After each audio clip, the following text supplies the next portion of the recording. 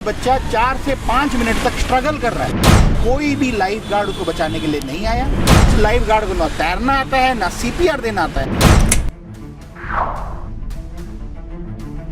नमस्कार, आप देख रहे हैं BS24 न्यूज़ में हूँ आपके साथ विनोद कुमार। इस वक्त मैं मौजूद हूँ गुरुग्राम के पोस्टमार्टम हाउस के बाहर। आप देख सकते हैं संजीव जी दिखा है, और यहाँ पे जो घटना घटी है वो सेक्टर 37D के BPTP सोसाइटी की है, जहाँ पर लगभग 5 साल के एक बच्चे का स्विमिंग पूल में डूबने से मौत हो गई।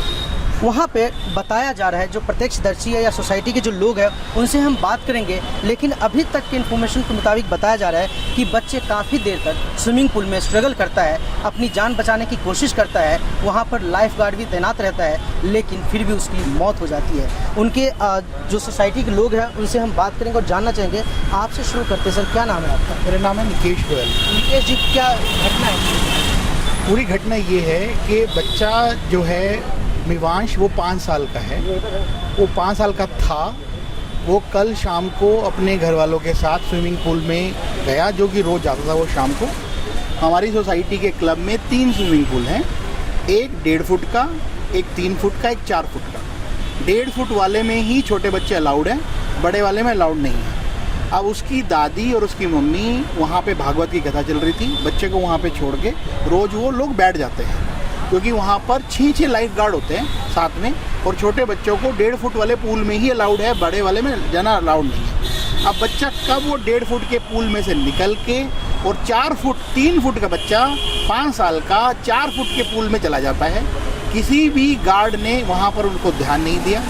उसके बाद भी हमने CCTV फुटेज चेक करी है, जिसमें बच्चा 4 से 5 मिनट तक स्ट्रगल कर रहा है, पानी के नीचे गया, फिर वापस ऊपर आया, फिर वो स्ट्रगल कर रहा है, लेकिन कोई भी लाइफ गार्ड उसको बचाने के लिए नहीं आया।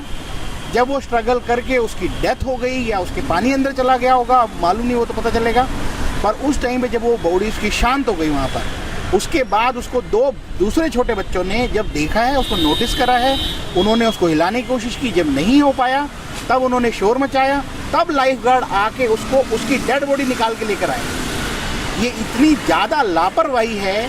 बाद में हमें पता चला कि जो 6 7 उन्होंने लाइफ गार्ड रख रखे हैं, उनमें से कुछ लाइफ गार्ड को ना तैरना आता है ना CPR देना आता है। उस बच्चे को भी उन्होंने, जब उनको बोला कि भाई उसको CPR दो, तो उनको CPR देना भी नहीं आ रहा था।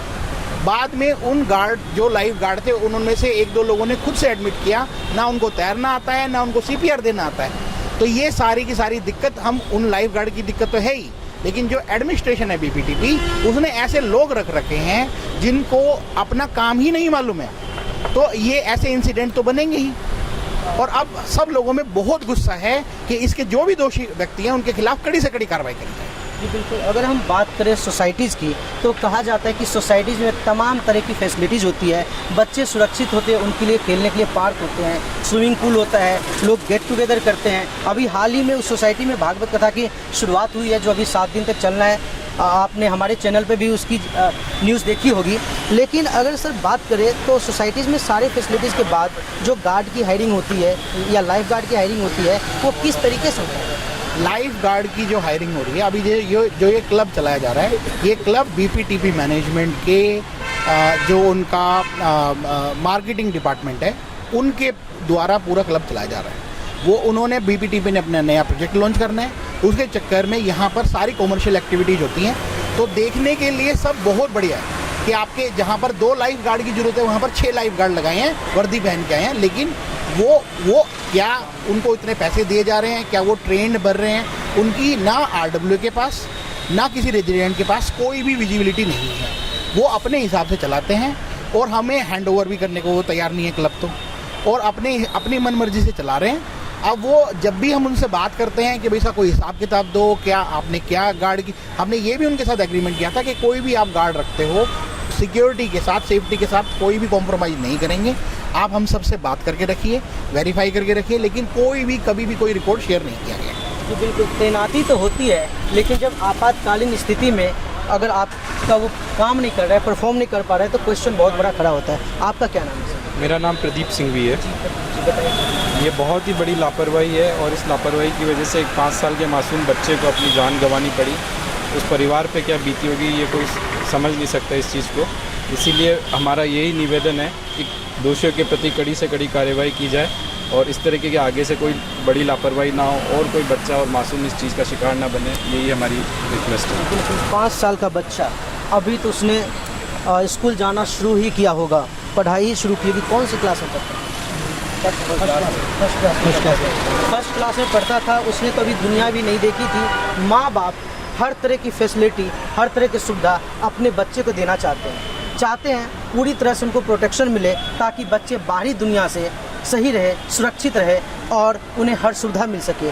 अगर आप जहाँ पे सुरक्षित कहे जाते हैं वहीं पर सुरक्षित नहीं है तो ये बहुत ही बड़ा सवाल खड़ा होता है। क्या कहना चाहेंगे आप मैनेजमेंट को? मैनेजमेंट को यही कहना चाहेंगे कि इस तरह की सारी कमियों को दूर करें। इस सोसाइटी में लिफ्ट की भी बहुत बड़ी समस्या है, आए दिन लोग फंसते रहते हैं और किसी दिन लिफ्ट की वजह से भी कोई बड़ा हादसा हो सकता है, बड़ा बुजुर्ग बच्चा किसी की भी जान जा सकती है। यहाँ पे बहुत सारे स्ट्रे डॉग्स भी हैं, तो इस तरीके की सारी जो लापरवाहियाँ बिल्डर ने कर रखी है उसको दूर की जाए और लोगों की जान को सुरक्षित किया जाए। जब इसके बारे में आप लोग बिल्डर से शिकायत करते हैं, बिल्डर कुछ नहीं सुनते हैं, क्या कहते हैं? वो कहते हैं हम कर रहे हैं जो कर रहे हैं, बट कभी भी किसी चीज़ में कोई सुधार नहीं है। हमने बहुत बार शिकायतें करी है, सीएम विंडो पे करी है, प्रोटेस्ट किया है, बट वो उल्टा हमारे ऊपर केसेस करता है। बिल्कुल, अगर मैं बीपीटीवी सोसाइटी की बात करूं तो हाई राइज सोसाइटी है, बड़ी बड़ी बिल्डिंगें हैं वहाँ पर, 11-12 फ्लोर उससे भी ज़्यादा है। तो आप देख सकते हैं लोग कितने जी 14 फ्लोर है, 20 फ्लोर भी है। लोग लिफ्ट से जाते हैं, लिफ्ट ही एक जरिया होता है, स्टेयर से काफ़ी मुश्किल होता है जाना। लेकिन अगर कोई लिफ्ट में फंस जाता है तो भी मुश्किलें बन जाती है, तो इस पर भी कार्रवाई होनी ही चाहिए। जी लिफ्ट में सिर्फ लिफ्ट की प्रॉब्लम नहीं, इस पूरे प्रोजेक्ट में काफ़ी सारी दिक्कतें हैं, जिसके लिए पिछले 6 साल से हम एडमिनिस्ट्रेशन को बार बार कंप्लेंट भी कर रहे हैं, जिसमें कि ऊपर से 10-10 फुट के प्लास्टर 14 मंजिल बिल्डिंग से ऊपर नीचे गिर रहे थे। उसका भी अखबार में और मीडिया में काफ़ी हाईलाइट हुआ। हमारी जो लिफ्ट है वो 3rd फ्लोर से 1st फ्लोर तक फ्री फ्लो आ रही हैं, 2 फ्लोर फ्री फ्लो गिर रही हैं वो ग्रेविटी से। ऐसे ऐसे हादसे हो रखे हैं, लेकिन बिल्डर बिल्कुल भी कोई सुनवाई नहीं है। ये क्लब भी बीच में, ये पिछले साल क्लब में सही मेंटेनेंस और सिक्योरिटी और सेफ्टी के मेजर्स ना होने की वजह से सारे रेजिडेंट से मिलकर क्लब को बंद कर दिया था। ये बीपीटीपी ने धक्केशाही से क्लब फिर खुलवा लिया बिना किसी तरीके का कोई इंतजाम किए। अभी भी अगर अपने ये पूरे मार्केटिंग इवेंट के लिए यूज़ करते हैं, यहाँ पर ये 10-10, 15-15 सिक्योरिटी गार्ड और बाउंसर अपॉइंट करते हैं, ताकि ये अगर अपने नए फ्लैट बेच सकें। लेकिन जो भी पुराने फ्लैट हैं, जो पुराने कस्टमर हैं, क्योंकि उनसे पैसे ले चुके, अब उनकी सुरक्षा के लिए 1 भी रुपये का इंतजाम नहीं करते, और इसकी वजह से हम सब लोग अब खतरे में हैं। अब इस बच्चे की जान जाने की वजह से आप ये बताइए कि कौन अपने बच्चे को लिफ्ट में कैसे भेजेंगे हम? लिफ्ट जब 2-2 फ्लोर से लिफ्ट गिर रही है, रोज़ की रोज़ इतना गैप आता है लिफ्ट में, यहाँ पे नीचे अटक जाती है लिफ्ट। सी ब्लॉक की जो लिफ्ट है ना, उसमें अभी भी गैप है। जब ग्राउंड में जाते हैं तो 6 इंच उठ गए। ये जो बच्चा था ये कौन सी ब्लॉक का है? ये बच्चा जे टावर 502 फ्लैट में रहता है, मैं 604 में रहता हूँ, मेरे से 1 फ्लोर नीचे ही है। तो और ये बच्चा सन सिटी स्कूल में जाता है। इसके फादर बिन्नी सिंगला मारुति में कार्यरत है, R&D डिपार्टमेंट में, और वो बिन्नी सिंगला हमारे RWA में भी ट्रेजरर की पोस्ट पे है।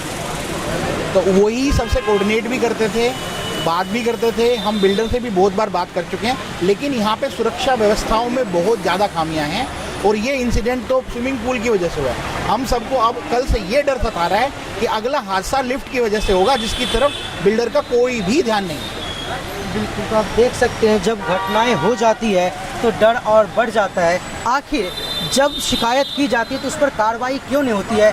क्यों हम एक हादसे होने का वेट कर रहे होते हैं और इस लापरवाही का भेंट चढ़ गया एक 5 साल का मासूम जो अभी पूरी तरह से दुनिया भी नहीं देखा था।